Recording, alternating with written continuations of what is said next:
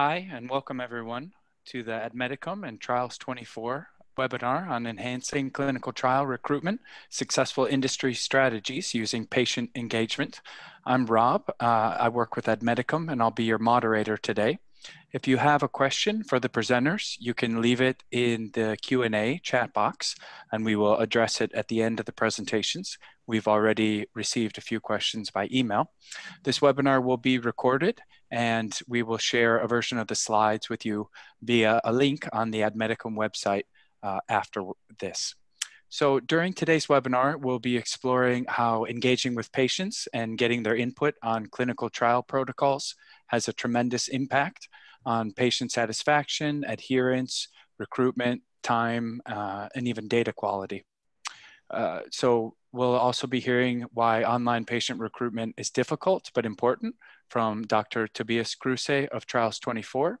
And we'll be hearing from my colleague, Philipp von Gallwitz, on patient engagement during clinical trials. Philipp is the founder and managing partner of admedicum. But first, I want to introduce Nancy Meyerson-Hess, expert partner at admedicum and Chief Compliance and Regulatory Officer at eMQT. She'll be going into more detail about patient engagement before clinical trials start. Over to Nancy.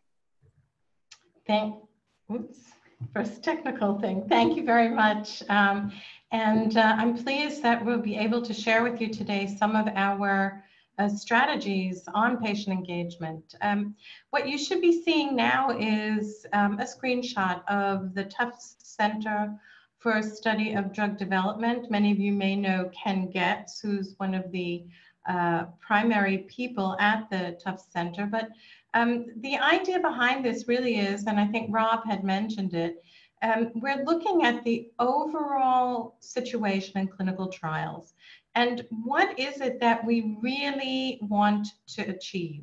And you can see the top, the text says, patient engagement often leads to protocol amendment. And an amendment really is something that we would all like to avoid, meaning that we would like to have our protocols in place and really selected upfront. And how can we do that? Really, most of it has to do with getting patients involved early on in order to reduce time and effort, and then, of course, cost. So what are some of the strategies that we're looking at to overcome recruitment issues? Obviously, you can see here on the right, you'll see a little picture of a newspaper. Advertising. Advertising is very, very often a method in which companies have used in order to improve recruitment. This is a direct-to-patient communication. There are various approaches to it.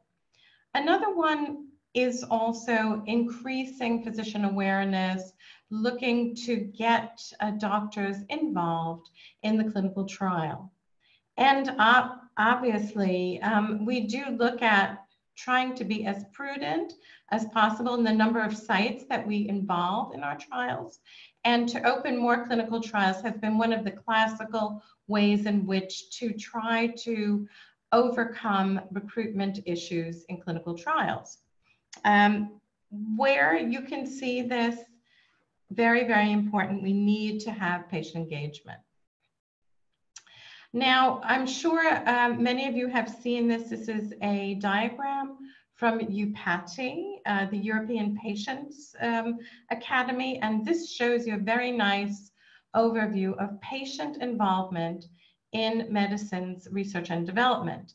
And we've just taken a couple of excerpts from it. You can see if you look very early on, and this is something I think many companies are only just starting now to embrace, looking at setting research priorities, getting patients involved upfront to see really what is important for a patient, what is relevant, and looking at unmet medical needs. So to start very early on, even before you've got an idea of what type of protocol you're going to try to create for a particular development. Obviously, you had heard Rob had mentioned protocol design, getting patients involved in that, looking to see what is important, what needs to be considered for inclusion-exclusion criteria, and obviously to look for patient-targeted information that could be in terms of readability, understanding, language, and obviously then things like informed consent. So setting the stage very early on in the planning, not just waiting until the study has taken place and you notice that there are challenges in patient recruitment. Sorry, there we go. So again, we're looking at the planning phase on the left side. What do we need to do to bring patients in, to ask them to get their information on which way we should go in terms of planning? Very early on, bring them into the research settings, meaning to speak with R&D people, let them discuss different approaches and strategies for different indications. Obviously, getting your patients involved in the planning prior to having a protocol. Looking at the doability of protocols. I always say doability is something that has to do with not just what we are trying to look at from a scientific or a medical perspective, but is it actually possible for a patient to travel to the site 4 or 5 times a week, to be have different samples taken, to look at endpoints? Are we really targeting what is important for the patient? And obviously something like timelines. If you speak to an oncology patient, it's now, it's not in 5 years that they want to see results. So all of these things really need to be looked at in terms of what is important for a patient in planning a clinical trial. And obviously, in the end, at the end of your trial, when you have your results in, is it actually a success? Have you just fulfilled particular statistical criteria, or is it of a meaningful value for the patient? So what do you have to do? Well, you need to reach out. You need to reach out to patient groups. You need to identify patient ambassadors. You also need to formalize any contacts with patients. Make sure that the goals of your interaction are very clear so that each stakeholder is aware of what to expect. We always say document, document, document. Provide the patients documentation, allow them to review it, provide feedback, such as things such as patient diaries or drug formulations or even packaging, to make certain that a patient is able to open up the package. And very, very important, provide the patients who have participated with updated status and results. And even if you have not been able to implement their suggestions, at least acknowledge it. So starting early on, the patients are actually your key opinion leaders. Moving away from the classical key opinion leader of an investigator, go to the patients, ask them, let them put in logistics, recommendations. They are very, very good at recommending trial sites or investigators, looking for things where to find, for instance, patients, which other patient organizations might be good to contact, sharing outcomes, results, publications, and also recruitment strategies. We very often do not bring them in to ask about what would be important for a recruitment strategy in order to get patients on board. Or is it travel costs? What is it? And in the end, all of them will influence the trial and the retention of the patients, which is another issue in keeping the goals of the clinical trial up front. So here I'd just like to show you a little bit on, it's a survey that was done on diabetes patients in the US. And it was in the form of a questionnaire.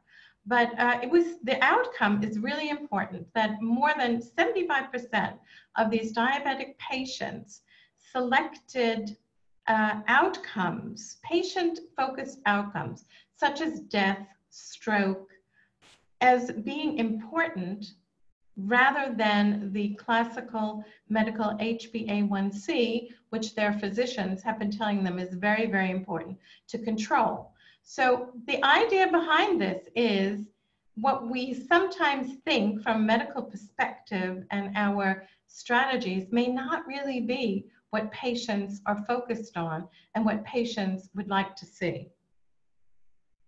So at that point, I'm going to move with you from the planning phase to the running of the clinical trials. And I'm going to hand over to Philipp, who is going to bring us more through the actual running.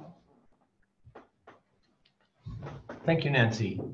And so I'm going to take you now on the next step of the journey, where we will actually involve patients and engage with patient organizations while the clinical trial is already running. Before I do that, I would like to give another insight into actually what a patient community is doing to engage pharma on exactly the same topics. And that is from my own patient community, CDKL5. I'm a father of a CDKL5 girl, and she's 18 now. This is a very rare disease, and that community has two arms built. One is the science arm, which is the CDKL5, the Lulu Foundation actually, and they have a CDKL5 forum once a year. That's the science conference. We invite scientists, pharma, physicians, other healthcare stakeholders like therapists, for example, but it's patient-driven. And we just ran this conference in Boston over the last few days, and it was following, again, a family and patient community driven and submitted PFDD meeting, patient-friendly drug development meeting with the FDA on CDKL5 on Thursday last week. So there's a lot of power coming from this science arm of CDKL5 family community. And then we also have an international alliance of CDKL5 families that is meeting once a year, this year in June in Edinburgh. And we align these things. One is the science, one is really the family view. And look at the agenda on the right, where you see clinical trial design execution, the outcome measures for epilepsy, but also non-epilepsy, and patient partnership and development for therapies for CDD, to name a few.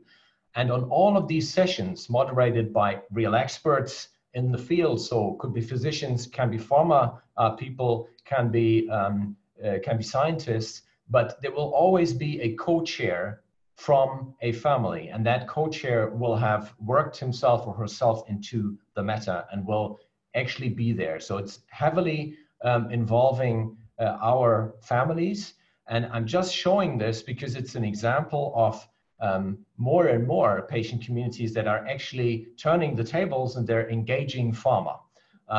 And that's very important to know. There are several other examples for the HIV community, of course, started with that very, very strongly. There is Parkinson as an example, CF, cystic fibrosis, or Duchenne. So there are more and more examples of very strong patient communities that do engage pharma actively.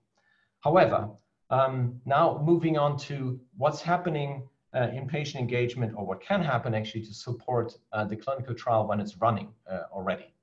And I would like to focus on three things, especially of course on the engagement of the families, of the patients. Let patients know it is relevant to them, and they will appreciate that information. So every patient should have a chance to directly be informed about that treatment option. Then don't leave that task to centers only, to the trial centers only, because there are many examples of many reasons why the center may be actually overwhelmed with that. The first one is, very often, as we all know in clinical development, the number of eligible patients by a center is very often strongly overestimated. And then also, of course, the investigators themselves, they are very busy people and may actually lack the time to prioritize on the recruitment to that trial.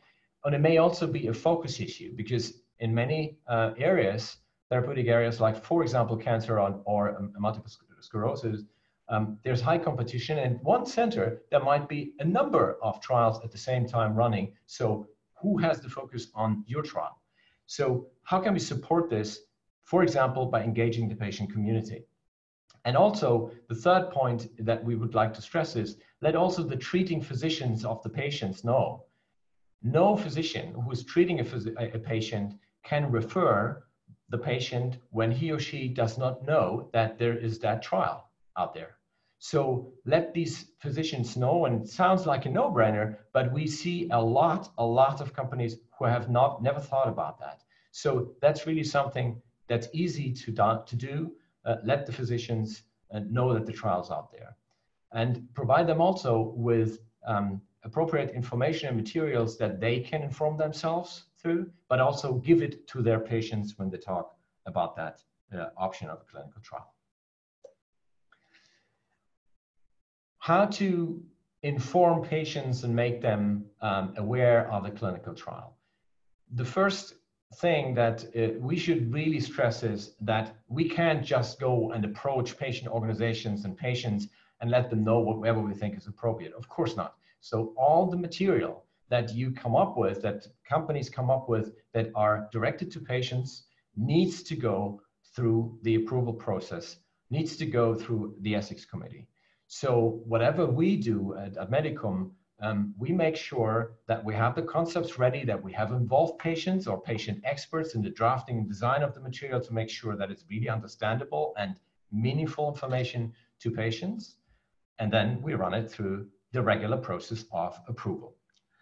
So that's very important to understand first, because many may be concerned that we're doing wrong things with patients and try to manipulate or try to even promote things that we should not ethically do. So all of this goes through ethics committees, and then when the information is there, what kind of information can that be? And the first thing that we very often think can make a real difference is a patient landing page for the specific clinical trial. Tobias Kruse from Trials 24 is going to get a little bit more into the details of that, but that's really the core information piece for, by the way, not only the patients, but also physicians to really inform themselves about the clinical trial and about next steps to potentially get on the trial. Send letters to patient groups, explain to them that there are trials out there, that the landing page is there, that other materials might be there, and also explain to them who are the physicians actually that have been informed about the trial, so that they can at least have a chance that their physician has read that information, is aware of the trial. And there are other measures, of course, that you can consider, depending on the indication, on the awareness of the disease, and on the community, as for example, patient-directed videos and podcasts. One thing that we also see a lot is that the trial is actually very difficult to find. And the typical example is that the trial is also only registered on the clinicaltrials.gov in English language and in a language that's not very patient-friendly. So even those who are native speakers may not be able to find it, and when they find it, to understand it. So that is something that, of course, the patient landing page can work with, but also make sure that your clinical trial is easy to find on these platforms that patients may work with. Here are two examples for patient landing pages. One is from CDKL5 or for CDKL5, which was done by the company Ovid. And Ovid involved actually patient families to get this out for their trial for symptomatic treatment of CDKL5 epilepsy, related epilepsy. And another example that we did with patients and blood cancer patients and had their input on is here's a local example of in German language. So that's of course very important that these patient landing pages are in that language that patients speak in the country of the clinical trial site, that they can really understand what this is about.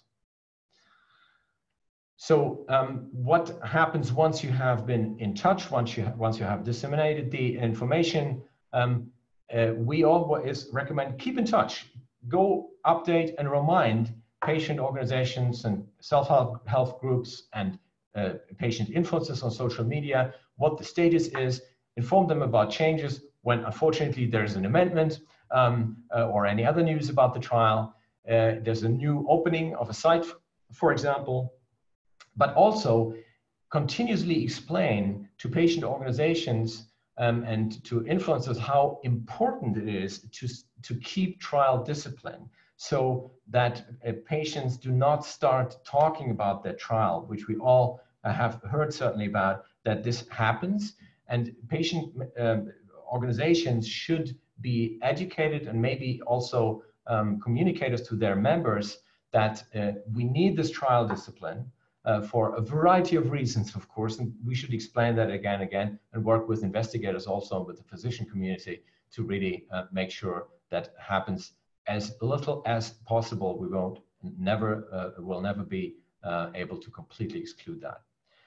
Ask for feedback of the community regularly. Find out what's going wrong. Try to mitigate together with them. And all of these little aspects that may actually hamper recruitment. And then, last but not least, let them know about the outcomes and about the next steps, and let them know about it in patient-friendly language again, as quickly as possible. Treat them as your shareholders. When shareholders get a no, one day later, let the patient organizations know what the outcome is, even if it is not as expected or hoped, and explain them the next steps that are ahead. Keep them updated. So in summary, make it as easy as possible for patients, for families, but also make it as easy as possible for the trial centers. Work on that, let people know directly, involve the community, don't leave the centers alone with that task, and also let their treating physicians know. And now it's over to Tobias, ease the actual recruitment process through also online pre-screening and scheduling support.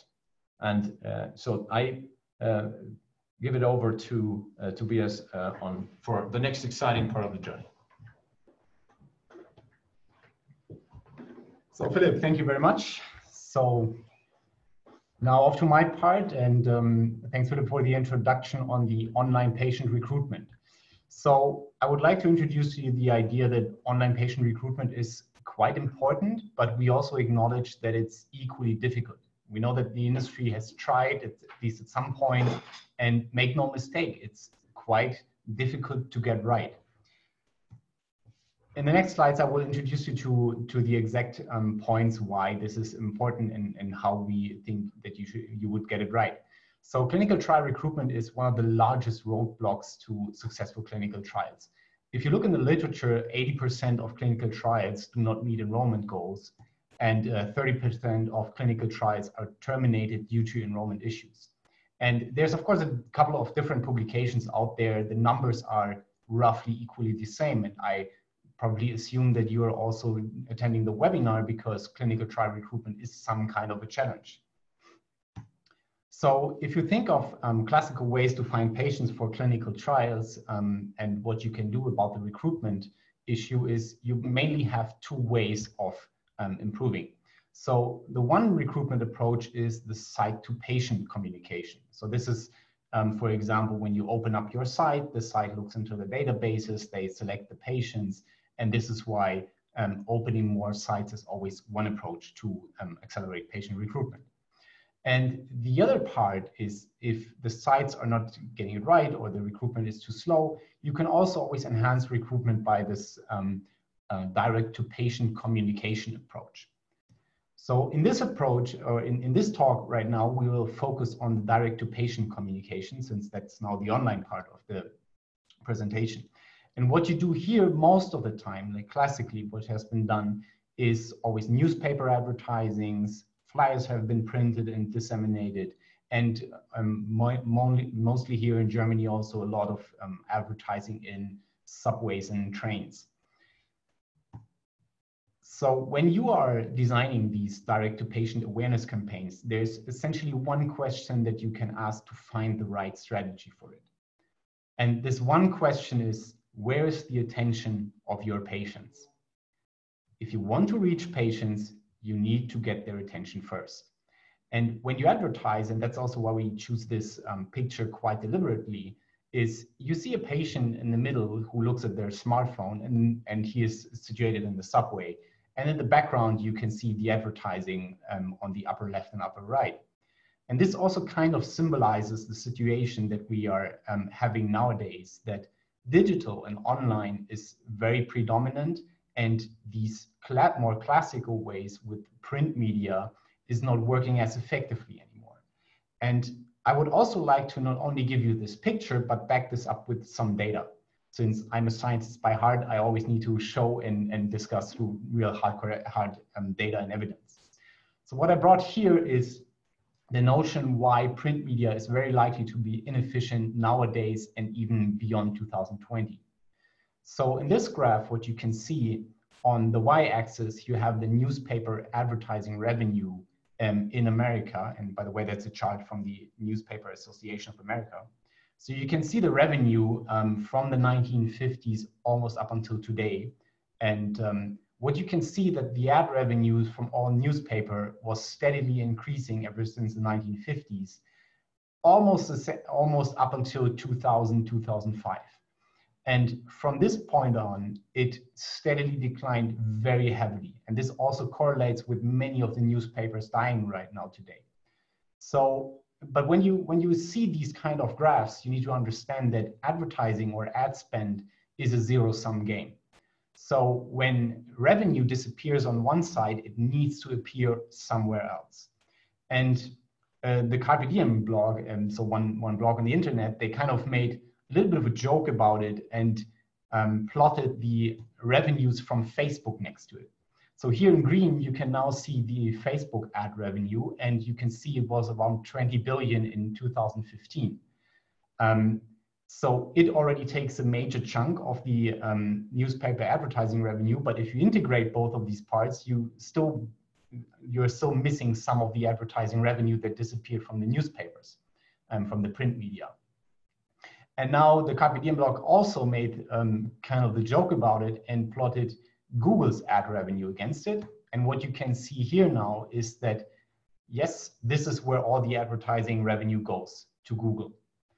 And this also shows just how dramatic the situation is right now, that the attention, and you need to understand that the ad revenue is kind of a surrogate marker for the attention that a medium has. And Google and Facebook are grabbing most of this attention nowadays. So this just goes to show that the reach of print media is very strongly declining and is even on the decline every day that we're moving beyond today. So now what you can ask yourself, what we also see, and this is a chart I brought from an actual project that we had where we also measured the efficiency of the print channels versus the digital channels. And what we saw here is that the print media, it worked to some extent, but it was 20 times more expensive than the digital media to reach the patients and get them into the trial. So now what you can say, okay, print media is probably dying and it's on a declining phase, but what about online now? So is the attention now also online? And the attention is online. And what we brought here is a statistic from Germany where they measured like how many patients, how often do they go to the pharmacy? So patients in Germany go 13 times a year to the pharmacy. They go to the doctor approximately 17 times on average in Germany per year. And they ask Google health-related questions more than 50 times a year. So what you can understand is patients ask Google more health-related questions than doctors and pharmacy combined. So now again, I humbly suggest that the attention of the patients is definitely online. And what this just goes to show is shift happens. And if you want to use, and if you want to reach your patients directly in a direct-to-patient communication strategy, we very humbly suggest that you consider using an online strategy. And now this comes back to this slide that we had initially. So there's two options. You have the site-to-patient and now the direct-to-patient. And with the direct-to-patient communication, what you can say, there is kind of a new kid around the block, which is the online part. And when you are now considering using these kind of online recruitment strategy or reaching your patients directly, you need to have 4 essential steps to give patients this online access to your clinical trial. And it doesn't matter who you ask or who is doing the strategy. These 4 steps are absolutely crucial and essential to get the online strategy right. Missing even one of it will lead to a complete failure of the entire online strategy. And that's also why we said initially it is very difficult to get right, but it's very important. So now let's go to these 4 steps. So the first step is when you want to reach patients directly, you need to find them. So you need to know where the patients are spending their time online, and of course also what Philipp introduced and in real life. But finding the right channels where your patients are online is the first crucial step, and then launching awareness campaigns to target these patients there. Now let's say you have your channels right and you reach patients. When they see an ad online, they need to go somewhere. So the second step is you need to provide some target where patients, when they click on your ad, they land. And we suggest that launching a study-specific website, for example, is a very, very good way to inform your patients once they click on your ad and are interested. So now they are on this study-specific website and they inform themselves about your clinical trial. Now, what is very important to also get right is you need to have some kind of pre-selections. We can send you tens of thousands of people on a website. That's not the problem from nowadays perspective. The problem that now comes is how do you select the right patients that are on the website? And for this, you need to have some kind of online pre-screening. Otherwise, your sites and your CROs will get flooded with emails and requests that are completely undirected, and you will need to spend a lot of time to sift through them. So once you found the patients, you inform them on the website. Now you need to pre-select them. And this is basically done by an online pre-screener where you ask the patients already the in- and exclusion criteria of your trial.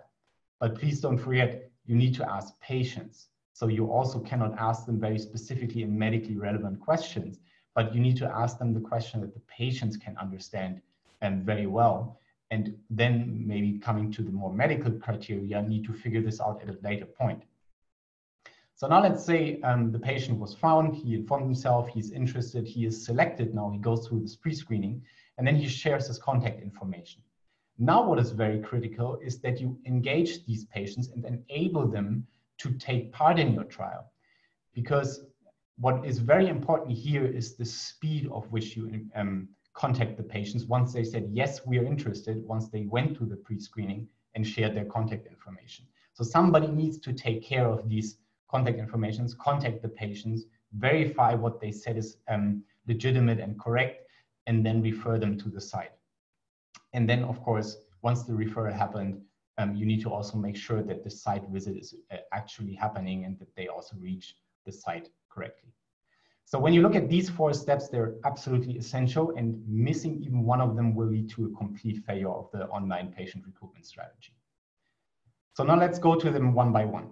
So let's say you're interested and you would like to do something like this, but the question is then always, where do you start? And it's quite simple. You start with your patient in mind. So when you go through these 4 steps, let's look at them one by one and see how we start with a patient in mind. So looking at the find module of the entire strategy. So when you want to reach patients directly online, Google and Facebook, as we already saw from the newspaper ad revenue, are the 2 major workhorses how to reach patients directly. And there's 2 examples that are shown here. One is a Google ad where you simply type in a phrase that has to do with your disease, and your ad about your clinical trial is showing up on the top of the search page. And in Facebook, people are browsing through their news feed, and then all of a sudden the ad is shown, which introduces the idea to the clinical trial and addresses the patient's needs. So looking at Google, so why is Google so important, and why is it not only Google, and you probably saw this from the revenue already, but it is Google, one of the biggest companies in the world. So Google had a revenue in 2018 from $136 billion per year.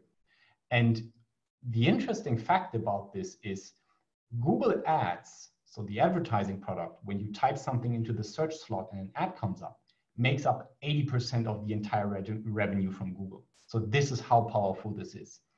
Google handles 3.5 billion search queries per day, and gets 31% of the entire digital marketing spend from online. And when you think of Google, is you're typing in something that interests you.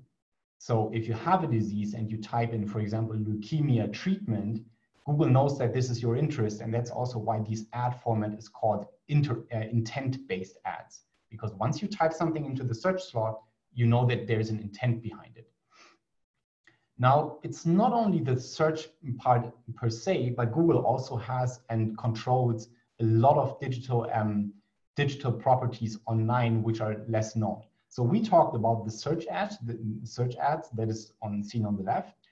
But what Google also controls is the so-called display ads or banner ads. And think of you now, for example, looking on an online medium like the New York Times or something like this, you always see these small ad windows there. And this is essentially on the entire internet. And what many people don't even know is the entire display ad scenery online is almost entirely controlled by Google. And this is from the display ad format. So don't only think about the search display, but also about the search ads on the search engine, but also on the display ads. And of course, Google also owns YouTube. So all the entire ads on YouTube is also controlled through Google. So when you think of reaching patients through Google advertising, you can think of reaching patients almost on the entire internet. And this is now an example for a Google ad where you can see the search slot and the Google ad is shown on top. And then there's the organic search results that are coming a little bit more below. And if we look at a leukemia example, for example, here in Germany, these are some numbers, is when somebody types in some search phrase that is related to leukemia, we have 45,000 searches per month. And when we look at a certain subset of leukemia, for example, AML, MDS, and MM, the multiple myeloma, we still have 6, 5, and 15,000 searches per month. And think of each search might represent a potential patient, a family member, or their friend that you can reach in this moment when they look for this information with your clinical trial advertising. And again, this is the example how something like this looks like. You have the ad that is shown on top, and you can even put in a little bit more extra information. For example, frequently asked questions and answers, the pre-screening you can directly advertise. And if you have a patient's concierge service, like we suggest in a little bit later, you can also put on the phone number right away. So let's switch to Facebook. With Facebook, it's kind of the same. Facebook has $65 billion in revenue, has 2.4 billion monthly active users. So this is almost a third of the entire population from the planet, and has 20% of worldwide digital marketing spend that it controls. So Facebook and Google alone make up 50% of the entire online marketing spend. And these ads, since Facebook knows a lot about their users, are called interest-based ads. And they are extremely effective because $65 billion of revenue comes exactly from this ad product. And if you think about Facebook, kind of analog to Google, Facebook also controls a lot of the digital properties online. So Instagram is owned by Facebook. The Facebook Messenger is owned by Facebook, of course. Both of them have ad products in there. But what many people don't know is they sometimes ask us, like, can we also host an ad in a smartphone app, for example? And this is exactly like whatever smartphone app you see, wherever there is an advertising on there, this advertising is controlled by Facebook. So don't think about reaching users only on Facebook, but essentially on every single app that there is on the planet. This is controlled by Facebook. And yeah, by the way, Facebook also controls WhatsApp and or owns WhatsApp. And don't think about the fact that WhatsApp will be ad-free forever. This is the classical social network playbook. They first get every user on their platform, they get the platform right, and once everyone is on there, they turn on the advertising. And this will also happen to WhatsApp quite soon. So think of reaching Facebook, think of reaching users on the other part of the internet that Google doesn't control. So this is the example of a Facebook ad. They browse through the news feed and then they get shown the advertising for your clinical trial. And what is kind of counterintuitive, but what is really, really important to know, because we hear this quite frequently, that yeah, we tried Facebook, but for us it didn't work. Now you really need to look into the nitty-gritty details of how you did the Facebook ad. And because how you do your Facebook ad makes or breaks your success with it. So here's an example that we brought from a project. So with these ads, what is usually paid is a click. So you have the so-called costs per click. Once a user clicks, you get billed for it. And now there is a CRO that we had also on the project. They said, no, we want to do the Facebook advertising on our own. And they did their Facebook advertising and they paid €1.91, €1.91 per click. So now we came in and we said, listen, we think the ad is not that good, so we would like to improve and iterate on it. So we handed in our ad creative and run it alongside. And what we achieved was a click price of 36 cents per click. Now, this is it gets it even a little bit more interesting if you know about the targeting options that Facebook has. For example, if you look at this creative, you see this young doctor there, and that was addressed to a little bit younger audience. But what now if you replace this young doctor by a female doctor, and you run this female doctor against a solely male audience? And what is happening is we reached a click price of 21 cents per click. So yes, the females work much better with a male audience and vice versa. And this is something that goes to show that how you do these ads is very, very important, because the difference, what you can see now between the ad on the left and between the ad on the right is tenfold. And this means exactly what you think now. So we reached with €1,000 budget, the exact same outcome in the CRO with a €10,000 budget. And this only goes to tweaking your ads and how you phrase them and what creative you put on there.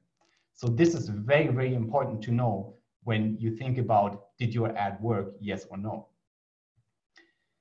So now coming to the second part is, how do you inform your patients? And Philipp already talked a fair amount of it, and we don't want to go into too much detail about it, but what we can say is, what is very important is to establish these websites, because when they show in the ad, they need to click and need to land somewhere.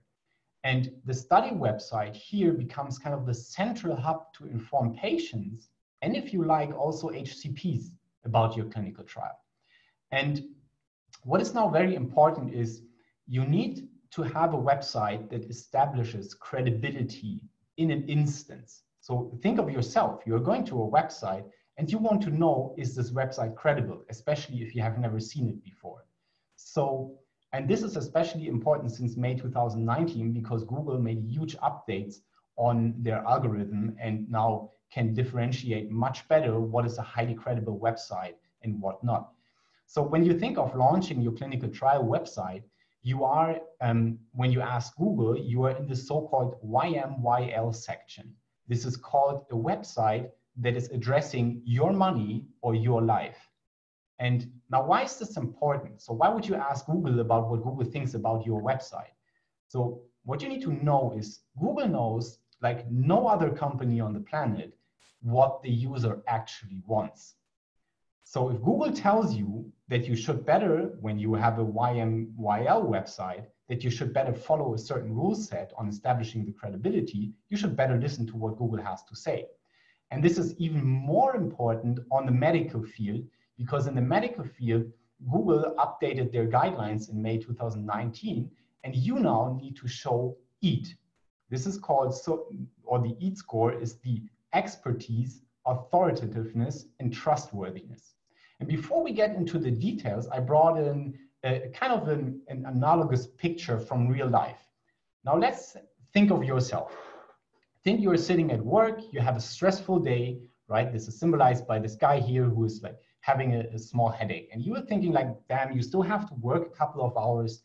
You need to get some aspirin. because otherwise you can't think straight. So you're gonna go outside because next to your office, there is a pharmacy. Now you walk outside of your office, it's a sunny day, and you get approached by this guy on the street. He's like asking you, do you want to buy some aspirin? Chances are you will probably walk past this guy because you don't trust him, and you will go to the pharmacy.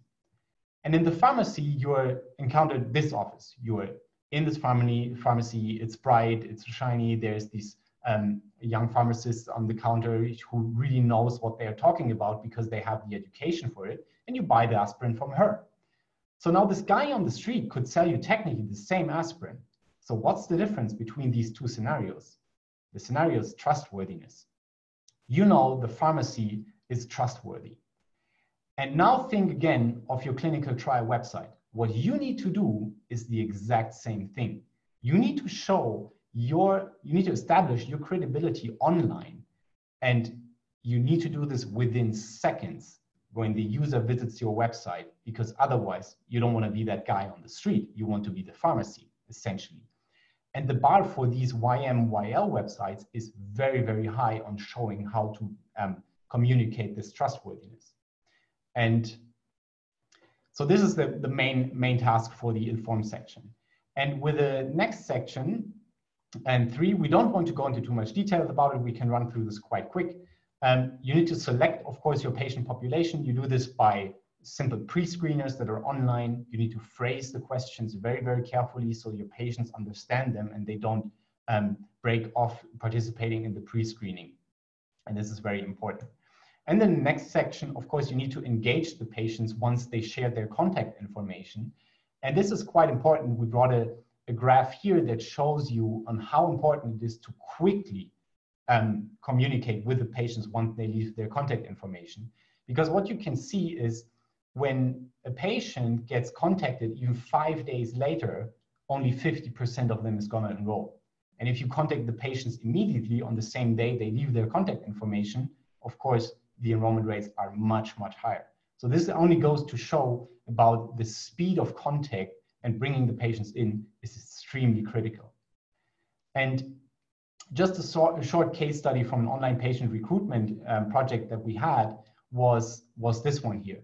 So what we did is we had a small gap analysis of what was done previously. And what you can see in orange is the distribution of the money that was going to be spent on direct patient recruitment campaigns. And what you can see on the lower part is the efficiency, the actual efficiency of these campaigns. And what you can see is a big mismatch of the most efficient channels and the actual money spent. And what you can see here, over 80,000 euros would have been spent on direct-to-patient campaigns on newspaper advertising that measurably didn't bring in a single patient. So we, of course, established and implemented the new online strategy, and what we could see that the cost per enrolled patient before would have been something around 10,500 euro. And we were able to slash the cost down to 3,500 euro. We saved a lot of the marketing budget. And of course, once you bring patients into your clinic and you have a lot of screening overhead, you can save a lot of the costs by actually baking this one into your online pre-screening already. And we had then 5 months advertising and recruitment phase. So we were able to cut down the actual time spent for recruitment by 2 months against the planning. And of course, we saved a lot of the budget. And yeah, so wrapping it up, what is very important, you can see that print advertising efficiency is declining. Online patient recruitment with this becomes inevitably much more important. And to do a successful online strategy, you need to find your patients, inform them correctly, think of your credibility of the website that you're launching. You need to select them by online pre-screening and then engage them once they share their contact information very fast. And then, of course, when you're in doubt, you can still test your strategy even way before you launch this online patient recruitment strategy into your clinical trial, which is probably a topic for another workshop that we can do together. So with this, I'm handing back over to Rob, and thank you very much for your attention. Rob, over to you. Thanks very much, Tobias. So I'd just like to wrap it up a bit here. Here are basically our recommendations for optimizing clinical trial recruitment using patient engagement. Involve patients and patient organizations early before phase 1 clinical trials start. Ask for protocol, review of information, advice on site selection, the kinds of things Nancy was talking about. Ensure that a staff member from the company is sharing information about ongoing trials with the patient community as regularly as possible to build that relationship and trust. As Philipp mentioned, patient influencers, patient organizations, individual patients and families, once they're on board and realize that the trial is a good opportunity for the patient community, they can help you reach your target. And also finally, work with Trials 24 to set up a landing page for trial recruitment and make sure that you're considering your online trial recruitment and really optimizing it. And including it to even have pre-screening for potential candidates before referring them to a local trial site as may be appropriate. So that's about all we have for today.